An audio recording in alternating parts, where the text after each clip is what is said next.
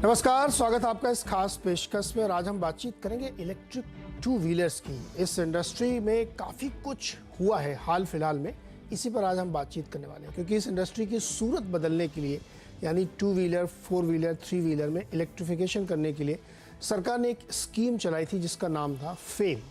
Fame के दो चरण थे, एक फेज पूरा हो गया था और फेम 2 स्कीम लेकर सरकार आई, जिसका आगाज़ जो है हुआ और उसको लगातार प्रमोट किया गया, जिससे कि ज़्यादातर गाड़ियों में इलेक्ट्रिक मॉडिफिकेशन हो और लोग इलेक्ट्रिक गाड़ियों का इस्तेमाल करें।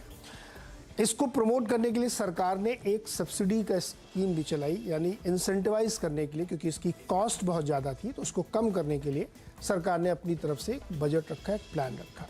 तो इसका मकसद बिल्कुल साफ था कि देश में इलेक्ट्रिक व्हीकल का कल्चर और उत्पादन बढ़े। सरकार चाहती है कि 2030 तक देश में बिकने वाले टू व्हीलर्स ज़्यादा से ज़्यादा या कम से कम इस संख्या को हासिल करें। उसमें 80% तक का फिगर एक रखा गया कि वहाँ तक इलेक्ट्रिक हो, ऐसा एक टारगेट लेके सरकार चली। लेकिन इस स्कीम को ऐसे डिज़ाइन किया गया कि घरेलू मैन्युफैक्चरर्स जो हैं उनको जो बढ़ती हुई लागत है इसकी, उससे रियायत मिले और कंज्यूमर को भी ये ना लगे कि बहुत महंगा, जिससे वो डिस्करेज हो खरीदने के लिए। तो ये पूरी स्कीम एक बनाई गई। लेकिन यहीं पे एक कैच आ गया, क्योंकि टू व्हीलर की जो स्कीम थी फेम 2, ये एक्चुअली सबके लिए थी, two wheeler, three wheeler, four wheeler और बस के लिए। लेकिन टू व्हीलर मैन्युफैक्चरर की तरफ से इस स्कीम के कुछ गड़बड़ियों की खबरें आई कि उन्होंने इसका मिसयूज़ किया है और कई सारी कंपनी जांच के दायरे में आई।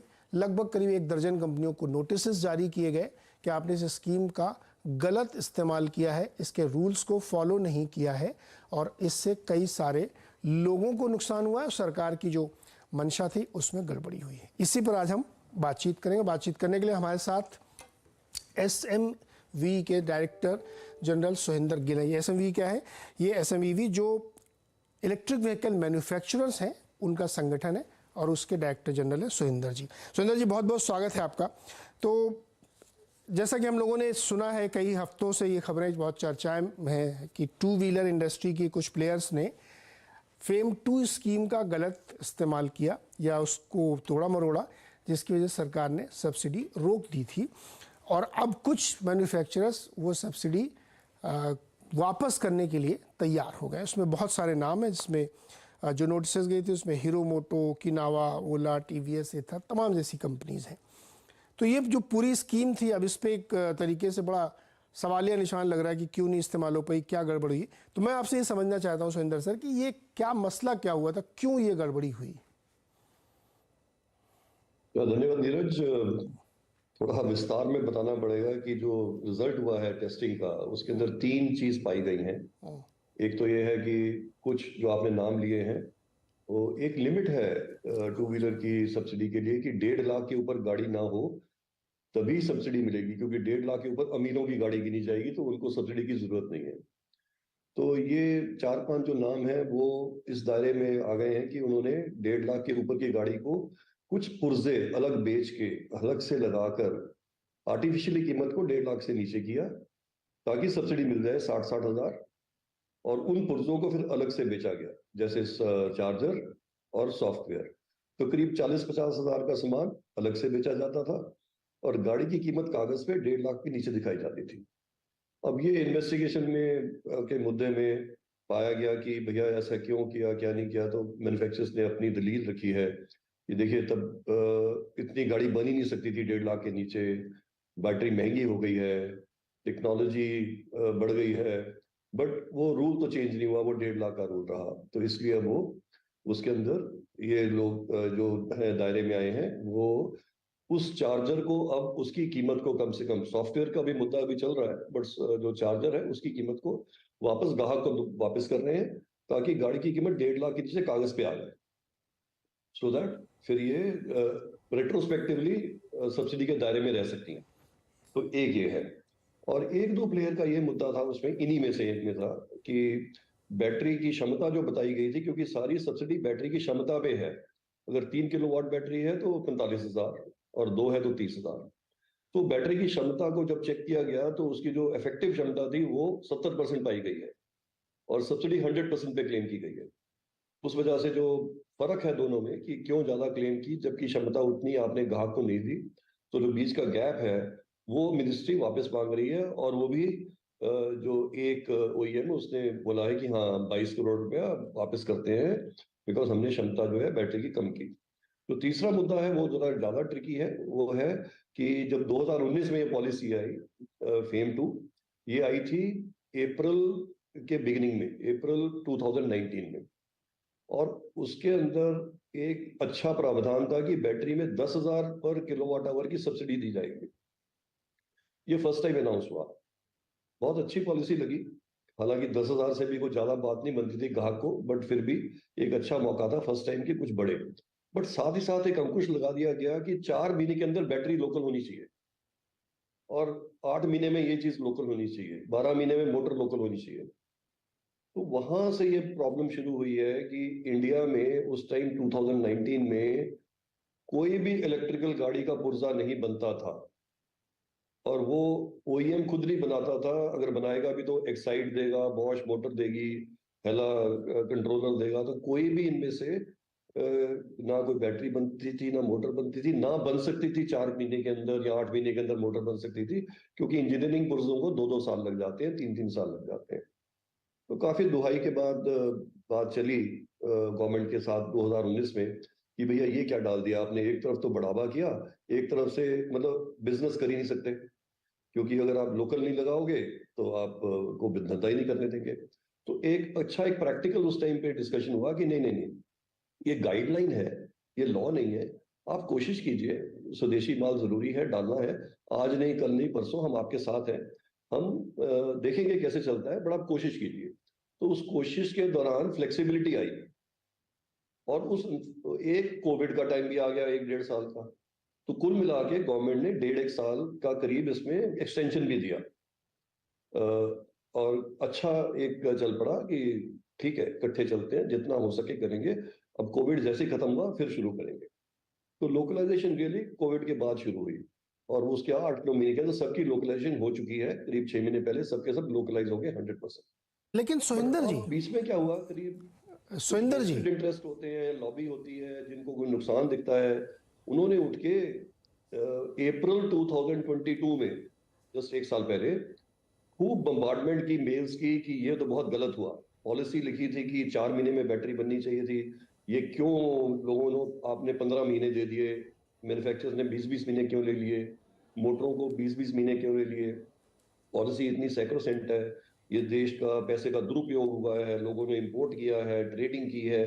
तो एक मुद्दा कुछ और था, उसको तोड़ मरोड़ किया किसी और तरीके से, और वो सब उसमें खारिज हो गया कि ये फ्लेक्सिबिलिटी तो सरकार की तरफ से भी थी और स्टेक होल्डर्स की रिक्वेस्ट भी थी। सुहिंदर जी, मैं सुहिंदर जी, एक मिनट सर, देखिए 3 इश्यूज थे। बिल्कुल सही है कि एक तो लोकलाइजेशन होना चाहिए, 50% make in India, 1.5 lakh maximum कीमत होनी चाहिए, और 40% से ज़्यादा सब्सिडी नहीं होगी। और जो आप कह रहे हैं 10,000 पर किलोवाट था, उसको बढ़ा के 15,000 रुपये पर किलोवाट कर दिया गया था। ये अप्रैल 21 का रिवीजन था बजट में। यहाँ तक बात ठीक है, लेकिन जिन नामों के ऊपर ये चर्चा हो रही है वो सब बहुत बड़ी कंपनीज हैं। हीरो, ओला, टीवीएस, ओकिनावा, ये सब बड़ी बड़ी कंपनीज है, बड़े बड़े प्लांट लगा रहे हैं, बड़े बड़े पैसे लेके आ रहे हैं। जिस तरीके का इन्होंने मतलब फंक्शन किया है, जिस तरीके से इन्होंने गड़बड़ी की है, वो ये नहीं कहा जा सकता कि किसी कंप्रेशन या प्रेशर में की। इससे लगता है कि इंटेंट ठीक नहीं था, और आप एक गाड़ी बिना सॉफ्टवेयर, बिना बैटरी के कैसे बेच सकते हैं? तो ये तो जानबूझ के की गई गलती ना। आपकी बात से यहां तक मैं सहमत हूं, लेकिन ये इंडस्ट्री की अपनी प्रॉब्लम नहीं थी, ये इंटेंशनल था कि सब्सिडी वसूलनी है तो कुछ भी कर लो। ये कुछ हद तक आपकी बात के साथ मैं पूरा राय रखता हूँ कि ये एक मुद्दा था जो जेन्युइनिटी पे नहीं था, इसमें कोई प्रैक्टिकल डिफिकल्टी नहीं थी।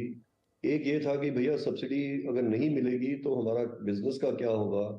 तो उसको एक इनडायरेक्ट तरीके से ये किया गया कि चलिए कुछ पुर्जे जो अपने लीगली तरीके से वो सोच सकते हैं कि अरे चार्जर तो हम अलग से बेच सकते हैं, गाड़ी का पार्ट नहीं है, सॉफ्टवेयर तो अपग्रेड होगी। तो एक उन्होंने कुछ अपना व्यू लेके इन लोगों ने शायद कोशिश की कि अदरवाइज तो हमारा धंधा ही नहीं चलेगा, ये गाड़ी 2 लाख की हो जाएगी, 2.25 लाख की हो जाएगी।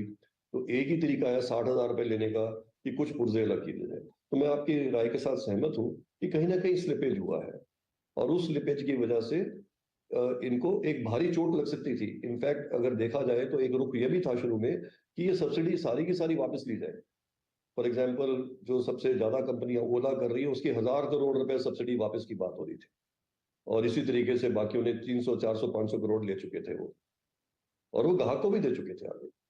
बट एक प्रैक्टिकल रुख अपनाया गया, जो एक ठीक है, मैं कहता हूँ कुछ इलाज से, कि जो चीज हो गई भैया, आगे से ठीक करो। एक तो उन्होंने आगे से अपना बिल्कुल ठीक कर दिया है कि आगे से चार्जर जो है उसी का पार्ट होगा और 1.5 लाख के नीचे होगा। और अब इतनी बड़ी चपत लगाएंगे तो कंपनी डूब जाएगी, 1,000 करोड़ ले लेंगे तो कंपनी बंद हो जाएगी, तो क्या करें? तो ऐसे करते हैं कि आप कम से कम अब तो चार्जर फ्री करो, अगर उस टाइम नहीं किया तो, और अगर आप करते हैं तो हम आपको कंडोन करते हैं। तो एक फ्लेक्सिबल रूप लिया गया है, एक त्रुटि के ऊपर और एक गलती के ऊपर। गलती जरूर हुई, और उस पर जी एक गलती और हुई सुरेंद्र जी, एक और गलती और एक और शिकायत है, ये उससे थोड़ा डिफरेंट है। अभी मेरी जानकारी के हिसाब से रूल ये है कि जब कोई गाड़ी खरीदने जाता है तो जो उसका सब्सिडी पोर्शन है वो क्लेम करता है मैन्युफैक्चरर, और फिर वो देता है डीलर को, और डीलर पास ऑन करता है कस्टमर को। ये प्रोसेस से गाड़ी बिकनी चाहिए, लेकिन हो ये रहा था कि डीलर पूरा पैसा लेके आपसे गाड़ी दे देता था, उसके बाद कहता था जब सब्सिडी आएगी तो मैं आपके अकाउंट में क्रेडिट कर दूंगा, which is against the rule. ऐसी भी शिकायतें बहुत बड़ी मात्रा में है।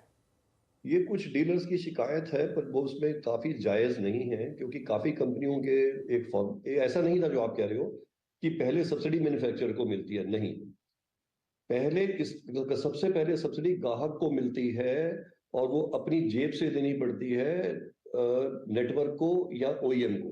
तो ये आपका मानना गलत है, सब्सिडी पहले नहीं मिलती। सब्सिडी तो कस्टमर को देने के 5-4 महीने के बाद वापस मिलती है गवर्नमेंट से। तो सबसे पहले तो ये त्रुटि है। उसके बाद एक तरीका है कि ओईएम अपनी जेब से दे, या जो स्कीम नेटवर्क के साथ चल रही है उसके साथ डीलर दे दे, और डीलर को वो वापस कर दे 1-1.5 महीने में।